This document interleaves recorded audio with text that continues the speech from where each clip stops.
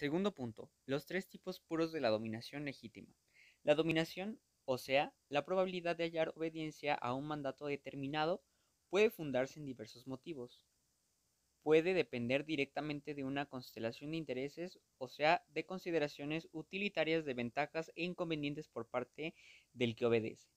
O puede depender también de la mera costumbre, de la ciega habituación a un comportamiento inveterado, o puede fundarse, por fin, en el punto afecto, en la mera inclinación personal del súbdito. Sin embargo, la dominación que solo se funda en tales móviles sería relativamente inestable en las relaciones entre dominantes y dominados. En cambio, la dominación suele apoyarse interiormente en motivos jurídicos, en motivos de su legitimidad, de tal manera que la conmoción de esa creencia en la legitimidad suele, por lo regular, acarrear graves consecuencias.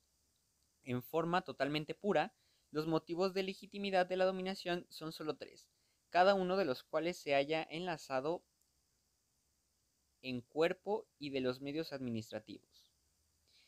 Número uno es la dominación legal. En virtud del estatuto, su tipo más puro es la dominación burocrática. Esto quiere decir que es la forma en que la dominación se refleja en su máxima expresión. Su idea básica es que cualquier derecho que puede crearse y modificarse por medio de un estatuto sancionado correctamente en cuanto a la forma. La asociación dominante es elegida o nombrada, y ella misma y todas sus partes son servicios. Un servicio, heterónomo y heterocéfalo, suelen designarse como autoridad. El equipo administrativo consta de funcionarios nombrados por el señor y los subordinados son miembros de la asociación, ciudadanos o camaradas. Se obedece no a la persona en virtud de su derecho propio, sino a la regla estatuida, la cual establece el propio tiempo a quién y en qué medida se deba obedecer. También el que ordena obedece, al emitir una orden a una regla, a la ley o al reglamento, de una forma de una norma formalmente abstracta. El tipo del que ordena es el superior, cuyo derecho de mando está legitimado por una regla estatuida en el marco de una competencia concreta, cuyas delimitaciones y especificaciones se fundan en la utilidad objetiva y en las existencias profesionales puestas a la actividad del funcionario.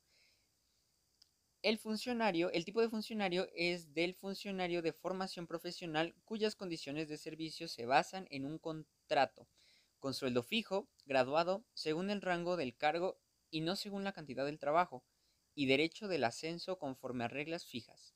Su administración es trabajo profesional en virtud del deber objetivo del cargo.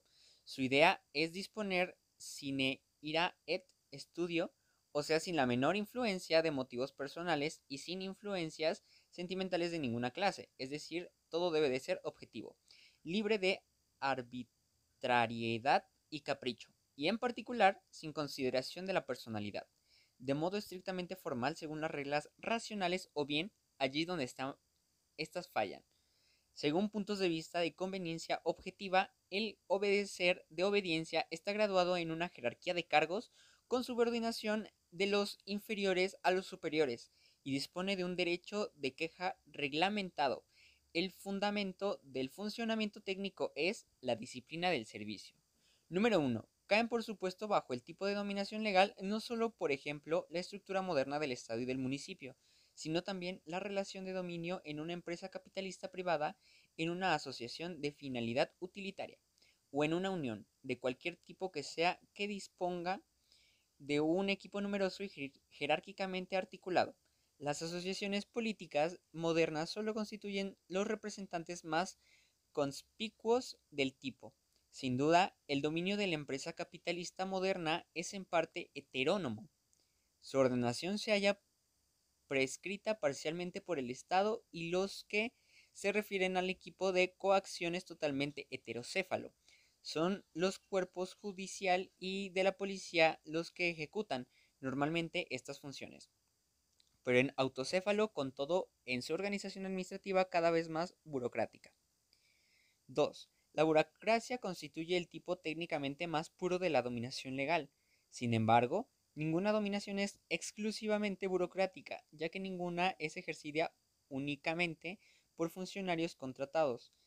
Esto no es posible en modo alguno. En efecto, los cargos más altos de las asociaciones políticas son o bien monarcas, presidentes elegidos por el pueblo, o son elegidos por una corporación parlamentaria en la que por consiguiente los miembros, o mejor dicho, los jefes, más o menos carismáticos o más o menos honoratorios de los partidos mayoritarios son los verdaderos señores. Ni tampoco el cuerpo administrativo es casi en parte alguna verdaderamente burocrático, sino que suele participar en la administración, en verdad, las formas más diversas, honoratores por parte y representantes de intereses por la otra. Sin embargo, lo determinante es que el trabajo normal corra a cargo de modo predominante y progresivo del elemento burocrático. Toda la historia del desarrollo del Estado moderno, en particular, se identifica con la de la moderna burocracia y de la empresa burocrática. La burocracia no es solo el tipo de dominación legal. Los funcionarios designados por turno, por suerte o por elección, la administración por los parlamentos y los comités, caen bajo dicho concepto siempre que su competencia esté fundada en reglas estatuidas y que el ejercicio del derecho del dominio corresponda al tipo de la administración legal. En la época de fundación del Estado moderno, las corporaciones colegiadas contribuyeron el modo decisivo al desarrollo de la forma de dominación legal y que el concepto de la autoridad en particular les debe su existencia. Por otra parte, la burocracia electiva juega en la historia anterior a la administración burocrática moderna un importante papel. El segundo tipo es la dominación tradicional, en virtud de creencias en la santidad de los ordenamientos y poderes señoriales existentes desde siempre. Su tipo más puro es el del dominio patriarcal. La asociación de dominio es comunización. El tipo del que ordena es el señor, y los que obedecen son súbditos, en tanto que el cuerpo administrativo los forma. Los servidores se obedece a la persona en virtud de su dignidad propia, santificada por la tradición, por la fidelidad. El contenido de las órdenes está ligado por la tradición cuya violación, desconsiderada por parte del señor, pondría en entredicho la legitimidad de su propio dominio, basado exclusivamente en la santidad de aquellas. En principio, se considera imposible crear nuevo derecho frente a las normas de la tradición. Por consiguiente, esto tiene lugar, de hecho, por vía del reconocimiento de un estatuto como válido desde siempre. Fuera de las normas de la tradición, en cambio, la voluntad del Señor solo se halla ligada por los límites que le pone cada caso el sentimiento de equidad, o sea, en forma sumamente elástica. De ahí que su dominio se divida en un área estrictamente ligada por la tradición y otra de la gracia y el arbitrario libres, en la que obra conforme a su placer, su simpatía o antipatía y de acuerdo con los puntos de vista puramente personales susceptibles, en particular, de dejarse influir por complacencias también personales. La extensión del poder legítimo de mando del servidor particular se regula en cada caso por la discreción del señor, de la que aquel depende también por completo en el ejercicio de dicho poder en los cargos más importantes o más altos. De hecho, se rige en gran parte por lo que los servidores pueden permitirse frente a la docilidad de los súbditos. Dominan las relaciones del cuerpo administrativo, no el deber o la disciplina objetivos del cargo, sino la fidelidad personal del servidor. Con todo, pueden observarse en la modalidad de su posición dos formas características distintas. Una es la estructura puramente patriarcal de la administración. Los servidores se reclutan en completa dependencia personal del señor, ya sea en forma puramente patrimonial, esclavos, siervos, eunucos o extrapatrimonial, de capas, ¿no? Desprovistas en absoluto de derechos favoritos, plebeyos. Su administración es totalmente heterónoma y heterocéfala. No existe derecho propio alguno de administrador sobre su cargo, pero tampoco existen selección ni honor profesionales del funcionamiento. Los medios materiales de la administración se aplican en nombre y por cuenta del señor, dependiendo de él. El cuerpo administrativo por completo no existe garantía alguna contra su arbitrariedad, cuya extensión posible es, por consiguiente, mayor aquí en su otra parte alguna. La segunda, la estructura de clase. Los servidores no lo son personalmente del señor, sino que son personas independientes de posición social propiamente prominente. Están investidos con sus cargos, por privilegio o concesión del señor, o poseen en virtud de un negocio jurídico, un derecho propio al cargo, del que no se les puede despojar sin más, de modo que su administración, aunque limitada, es de todos modos autocéfala y autónoma, ejerciéndose por su cuenta propia y no por cuenta del señor. Dominación gremial. La competición de los titulares de los cargos en relación con el área de extensión de los mismos determina la delimitación recíproca de sus contenidos administrativos y figura en lugar de la competencia. La articulación jerárquica es vulnerada muy a menudo por el privilegio, falta de categoría de la disciplina. Regulan las relaciones generales, la tradición, el privilegio, relaciones de fidelidad feudales o patrimoniales, el honor del cuerpo y la buena voluntad. El poder señorial se halla, pues, repartido entre el señor y el cuerpo administrativo con título de propiedad y privilegio. Y esta división de poderes por clases se caracteriza en alto grado el tipo de la administración. La dominación patriarcal no es más que el tipo más puro de la dominación tradicional. Toda clase de superioridad que con éxito asume autoridad legítima en virtud simplemente de habituación inveterada, permanece a la misma categoría, aunque no presente una caracterización tan clara.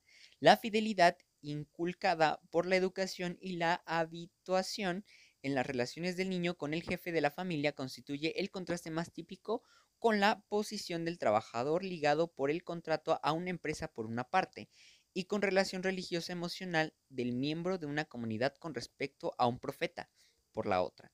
Y efectivamente, la asociación doméstica constituye la célula productora de las relaciones tradicionales de dominio. Los funcionamientos típicos del Estado patrimonial y feudal son empleados domésticos que tienen inicialmente a su cargo tareas correspondientes a la administración doméstica, la coexistencia de las esferas de la actividad ligada estrictamente a la tradicional. En el marco de esta esfera libre, la actuación del señor o de su cuerpo administrativo ha de compararse o conquistarse por medio de relaciones personales. La falta de derecho formal de importancia decisiva y en lugar el dominio de principios materiales, administración y el zanjamiento de litigos es asimismo común a todas las formas de dominación tradicional y da lugar a consecuencias trascendentes por lo que atañe en particular a la relación con la economía. El patriarca, lo mismo que el señor patrimonial, rige y decide según sus principios de la justicia de Cádiz. La separación entre las estructuras patriarcal y de clase de la dominación tradicional es fundamental para toda la sociología del Estado de la época preburocrática. Toda cuestión acerca de si ha habido clase que hayan sido vehículo de bienes culturales, ideales y cuáles fueran en su caso depende históricamente en el primer lugar de dicha separación. La administración por medio de elementos patrimoniales dependientes, tal como se encuentra en el Medio Oriente y en Egipto hasta la época de los mamelucos, constituye el tipo más extremo y aparentemente más consecuente del dominio puramente patriarcal, desprovisto en absoluto de clases. Toda forma de dominación de clase basada en una apropiación más o menos fija del poder de administración se halla en relación con el patriarcalismo, más cerca de la dominación legal por cuanto reviste, en virtud de las garantías que rodean la competencia de los privilegios, el carácter de un fundamento jurídico de tipo especial, que falta las construcciones de carácter patriarcal con sus administradores dependientes por completo del árbitro del señor. Pero por otra parte, la disciplina estricta y la falta del derecho propio del cuerpo administrativo en el patriarcalismo quedan técnicamente más cerca de la disciplina del cargo de la dominación legal que la administración fragmentada por apropiación, y con ello estereotipada, de las construcciones de clase y el empleo de plebeyos, al servicio del Señor ha constituido prácticamente en Europa el elemento precursor del Estado moderno. Perdón. Número 3. Dominación carismática. En virtud de devoción afectiva a la persona del Señor y a sus dotes sobrenaturales, carisma, y en particular facultades mágicas, revelaciones o heroísmo, poder intelectual u oratorio, lo siempre nuevo, lo extra cotidiano, lo nunca visto y la entrega emotiva que provocan constituyen aquí la fuente de la devoción personal. Sus tipos más puros son el dominio del profeta, del héroe guerrero y del gran demagogo. La asociación del dominio es la comunicación en la comunidad o en el séquito. El tipo del que manda es el caudillo. El tipo del que obedece es el apóstol. Se obedece exclusivamente al caudillo personalmente a causa de sus cualidades excepcionales, y no en virtud de su posición estatuida o de su dignidad tradicional. De ahí también solo mientras dichas cualidades son atribuidas, o sea, mientras su carisma subsiste. En cambio, cuando es abandonado por su Dios o cuando decaen su fuerza heroica o la fe de los que creen en su calidad de caudillo, entonces su dominio se hace también caduco. El cuerpo administrativo es escogido según carisma y devoción personal, y no por razón de su calificación profesional, de su clase o de su dependencia doméstica o en alguna otra forma personal. Falta aquí el concepto racional tanto de la competencia como del privilegio de clase. Son exclusivamente determinantes de la extensión de la legitimidad del secuaz designado o del apóstol, la misión del Señor y su calidad y su legitimidad de la fijación carismática personal. La administración, en la medida en que se pueda hablarse de tal, carece de toda orientación por reglas, sean estas estatuidas o tradicionales. Las caracterizan antes bien la revelación o la creación actuales, la acción y el ejemplo, las decisiones particulares, o sea, en todo caso, medio con la escala de las ordenaciones estatuidas, el elemento irracional. No se halla ligada a la tradición, está escrito, pero yo os digo, se aplica al profeta, en tanto que para el héroe guerrero, las ordenaciones legitimadas desaparecen frecuentemente a la creación por la fuerza de la espalda y para el demagogo en virtud del derecho natural, revolucionario por el proclamado y sugerido. La forma genuina de la jurisdicción y del zanjamiento de litigos carismáticos es la proclamación de la sentencia por el señor o el sabio y su aceptación por la comunidad, y estas sentencias es obligatoria, siempre que no se le oponga a otra concurrentemente de carácter asimismo carismático. En este caso nos encontramos ante una lucha de caudillos que en última instancia solo se puede resolver por la confianza de la comunidad y en la que el derecho solo puede hallarse a uno de los dos lados, en tanto que al otro lado solo puede existir la justicia merecedora de castigo. Como primer inciso, el tipo de dominación carismática ha sido descrito espléndidamente por primera vez, aún sin apreciarlo todavía como tipo, por R. Sohm en Kirchhoff, no sé cómo se diga. A partir de entonces, la expresión se ha venido utilizando reiteradamente, pero sin apreciarse por su extensión por completo. Lo que significa su libro es el derecho eclesiástico para la antigua comunidad cristiana.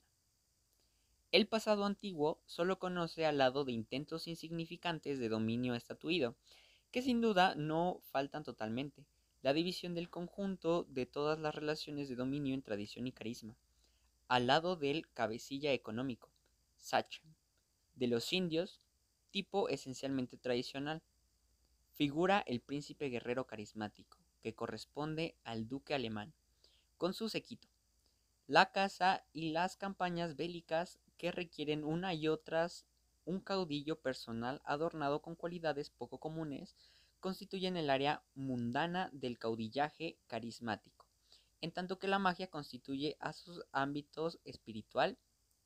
A partir de entonces, la dominación carismática de los profetas y los príncipes guerreros se extiende sobre los hombres, en todas las épocas, a través de los siglos. El político carismático o demagogo es un producto de la ciudad-estado occidental.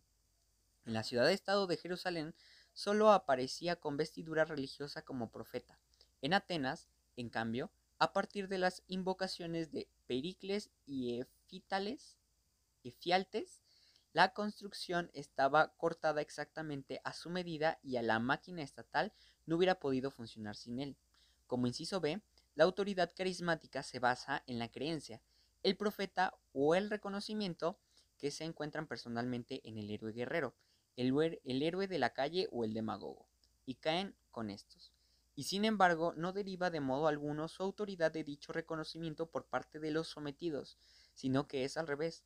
La fe y el reconocimiento se consideran como deber, cuyo cumplimiento el que apoya la legitimidad carismática exige para sí y cuya negligencia castiga. Sin duda la autoridad carismática es uno de los grandes poderes revolucionarios de la historia, pero en su forma absolutamente pura es por completo autoritaria y dominadora. Como inciso C, se comprende que la expresión carisma se emplea aquí en un sentido desprovisto por completo de significado de valor. Para el sociólogo, la cólera maníaca del hombre fiera nórdico, los milagros y las revelaciones de cualquier profeta de Sécano o las dotes demagógicas de Cleón son carisma con el mismo título que las cualidades de un Napoleón, de Jesús o de Pericles, porque para nosotros lo decisivo en sí se consideraron como carisma si actuaron como tal, es decir, si hallaron o no reconocimiento. El supuesto indispensable para ello es el acreditamiento. El señor carismático ha de acreditarse como señor por la gracia de Dios, por medio de milagros, éxitos y prosperidad, del sequío o de los súbditos. Si le falla el éxito, su dominio se tambalea. Este concepto carismático por la gracia de Dios ha tenido allí donde ha existido consecuencias decisivas. El monarca chino se hallaba amenazado en su posición tan pronto como la sequía, inundaciones, pérdida de las cosechas u otras calamidades ponían en tela de juicio si estaba o no bajo la protección del cielo. Había de proceder a la autoacusación pública y practicar penitencia y, si la calamidad persistía, le amenazaban el destronamiento y aún eventualmente el sacrificio. El acreditamiento por el medio de milagros se exigía a todo profeta. La subsistencia de la gran mayoría de las relaciones de dominio de carácter fundamental legal reposa en la medida en que contribuye a su estabilidad la creencia en la legitimidad. En bases mixtas, la habituación tradicional y el prestigio figuran al lado de la creencia, igualmente inveterada últimamente en el significado de la legitimidad formal, la conmoción de uno de ellos por exigencias puestas a los súbditos de modo contrario a la tradición, por una adversidad aniquiladora del prestigio o por violación de la legal. Corrección formal usual sacude en igual medida la creencia en la legitimidad. Sin embargo, para la subsistencia continuada de la sumisión efectiva de los dominadores, es de suma importancia en todas las relaciones de dominio el hecho, ante todo, de la existencia del cuerpo administrativo y de su actuación interrumpida en el sentido de la ejecución de las ordenaciones y el aseguramiento, directo o indirecto, de la sumisión de las mismas. Este aseguramiento realizado del dominio es el que se entiende con la expresión del organizador. Y para la lealtad del cuerpo administrativo con respecto al señor, tan importante, según acaba de ver, es decisiva a su vez la solidaridad, tanto ideal como material, de interés con el mismo. Sin embargo, se requiere un acuerdo cuidadosamente planeado de los miembros del cuerpo administrativo para realizar o para paralizar por medio de obstrucción o de contratación deliberada la influencia del señor sobre la actuación de los asociados y, con aquella, su dominio. Y se requiere asimismo la creación de un cuerpo administrativo propio. Como inciso A, la dominación carismática es una relación social específicamente extraordinaria y puramente personal. En caso de subsistencia continuada, y a más tardar con la desaparición del portador del carisma, tiende la relación de dominio. En el último caso, citado, cuando no se extingue de inmediato, sino que subsiste en alguna forma, pasando la autoridad del señor a sucesores a convertirse en cotidiana. Como número 1, por tradicionalización de las ordenaciones, en lugar de una nueva creación carismática, proseguida en el derecho y en la orden administrativa por el portador del carisma o por el cuerpo administrativo carismáticamente calificado, se introduce la autoridad de los prejuicios o de los precedentes de que la protegen o les son atribuidos, por paso del cuerpo administrativo carismático, del apostolado o del séquito, a un cuerpo legal o de clase mediante asunción de derechos de dominio internos. Número 3. Por la transformación del sentido propio carisma. Es determinante para ello la clase de solución de la cuestión palpitante, tanto por los motivos ideales como los materiales, del problema de la sucesión. Esta puede darse de diversos modos. La manera es pasiva, de la aparición de un nuevo señor carismático acreditado o calificado suelen ser reemplazadas, sobre todo si hace esperar y si poderosos intereses, sean de clase que fueren, se hallan ligados a la subsistencia de la asociación de dominio, por la actuación directa en vista de su obtención. Como inciso A, por la búsqueda de signos de la calificación carismática, un tipo bastante puro, la búsqueda del nuevo Dalai Lama. El carácter estrictamente personal es extraordinario del carisma, se convierte en este modo en una cualidad que se conforma por reglas. Como inciso B, por medio del oráculo, de la suerte o de otras técnicas de designación. La creencia en la persona del calificado carismáticamente se convierte así en la creencia en la técnica correspondiente. Como inciso C, por designación del calificado carismáticamente. Y de aquí se deriva en otros puntos. Como primer punto, por el propio portador del carisma, designación de sucesor, forma muy frecuente, en tanto entre los profetas como entre los príncipes guerreros. La creencia en la legitimidad propia del carisma se convierte con ello en la creencia en la adquisición legítima del dominio en virtud de designación jurídica o divina. Como segundo punto, por un apostolado o un séquito carismáticamente calificados con administración del reconocimiento por la comunidad religiosa o respectivamente militar. La concepción de este procedimiento como derecho de elección o respectivamente de preelección es secundaria. Este concepto moderno ha de destacarse por completo. En efecto, de acuerdo con la idea originaria, no se trata de una votación referente a candidatos elegibles entre los que se dé una elección libre, sino de la comprobación y del reconocimiento del verdadero, del señor calificado carismáticamente y llamado a asumir la sucesión. Como tercer punto, por carisma hereditario en la idea de que la calificación carismática reside en la sangre. Esto quiere decir que, como se menciona, pasa de generación en generación. El pensamiento, obvio en sí, es primero del derecho de una sucesión en el dominio. Este pensamiento solo se impuso en el occidente en la Edad Media, es decir, se criaba a los hijos con estas ideas del dominio carismático, o la carisma se pasaba de generación en generación. 4. Por objetivación ritual del carisma, la creencia de que se trata de una cualidad mágica, transferible o producible por medio de una determinada clase hierúrgica, unición, imposición de manos u otros aspectos sacramentales. La creencia no está ligada ya entonces a las personas del portador del carisma, de cuyas cualidades la pretensión del dominio es más bien absolutamente independiente, sino a la eficacia del acto sacramental en cuestión.